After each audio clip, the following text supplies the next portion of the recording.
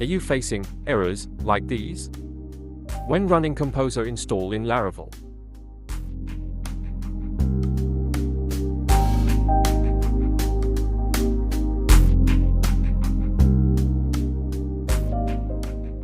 Go to Settings.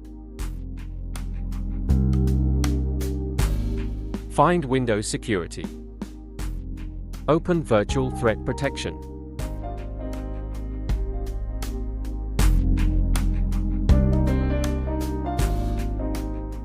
Click on Manage Settings. Turn off Real-Time Protection.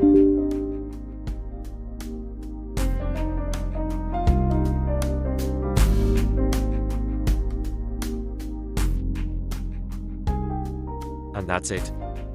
You've successfully fixed the Composer errors caused by Windows Security. Thank you for watching. Do like, comment and subscribe.